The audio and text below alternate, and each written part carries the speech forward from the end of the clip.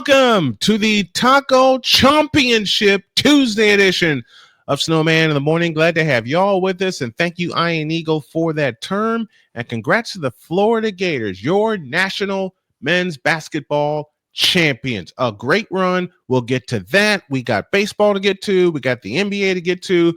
But this first hour is powered, of course, by Invader Coffee, fuel for the fearless.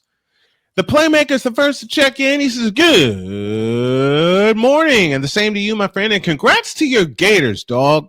Congrats to your Gators for the defense they played in the second half of last night's national championship game. We'll start right there. And I'll tell you what, man. For myself, sleeping on the Gators, how did Ron White put it? As profiling. And profiling wrong.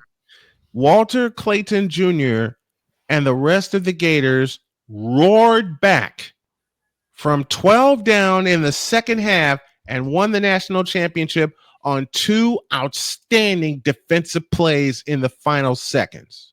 And that's the thing.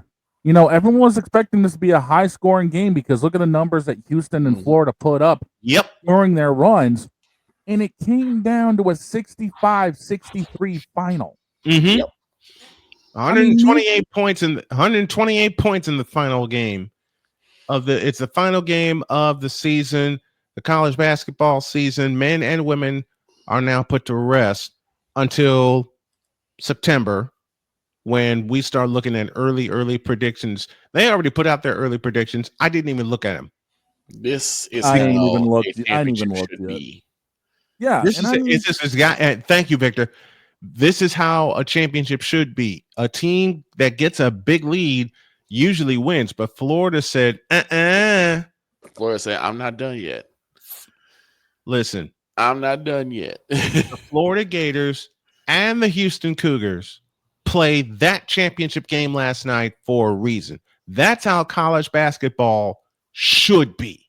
Mm-hmm. Yeah, and I mean, again, you look at the fact, statistically speaking, this game numbers-wise was pure crap. Mm-hmm. I mean, you're looking at two teams that shot no better than 36% from the floor. Right. But it came down to the one thing that always wins championships. Defense. 5 turnovers for Houston, and thank you, Wes Pruitt, who's going to be a weekly guest of ours. We're going to install him very, very soon. So, Wes, get ready. 5 turnovers in the final 2 minutes for Houston. This is the final 4. Go ahead, Victor. A lot of the elite teams that everyone projected was going to be in the top, nowhere to be seen. Nope. Because they all fell by the board. Mm-hmm. And one we got to talk. One that we hopefully will talk about when we see Mr. Spivey again, being the Duke Blue Devils. Listen, we got a whole bunch to talk about with Jay. I'm going to get him on this week. Florida indeed flipped the script on Houston. I'm looking in this camera and I'm saying Florida turned the tables quickly. Mm-hmm. They did. In the latter part, in the final 10 minutes. No, check that. In the final 8 minutes of the game, with Houston up double digits, Florida wiped it out and won. Walter Clayton Jr., congrats to you for being the most outstanding player. He was voted the most outstanding player for the way he played last night. He scored 9 minutes. He scored 9 points in the final 8 minutes, and every one of those points was key to Florida's comeback. Yeah, every one of those points. But there's an underrated player on Florida that I love dearly. His name is Alex Condon, their center from Perth, Australia. Mm-hmm. Dude, he is going to be El Monstero. Yep. Mm-hmm. He's going to be a monster. I believe his name is Alex Condon. Would you look that up for me, Shane, please? Shane's my researcher. Until I bring one on to the crew. Yeah, Shane's my researcher, which gives me an idea. But congrats to the Florida Gators Congrats to the teams that made it to the Final Four. All number one seeds. Mm-hmm. All number one seeds. Houston, Duke, Florida. I forget the last one. Who was the other number one seed? Houston, Duke, Florida. Dagnabbit. They played them and I forgot who they were. Damn. Hold on. My brain hurts. Houston, Auburn. Thank you, Playmaker. Auburn. Oh man. Okay. I was gonna say Auburn too. I gotta get off this drug cocktail and heal naturally, so my brain's not fogged. Thank you, Playmaker, and thank you, Dog, for that. By the way, it's Alex Condon. He's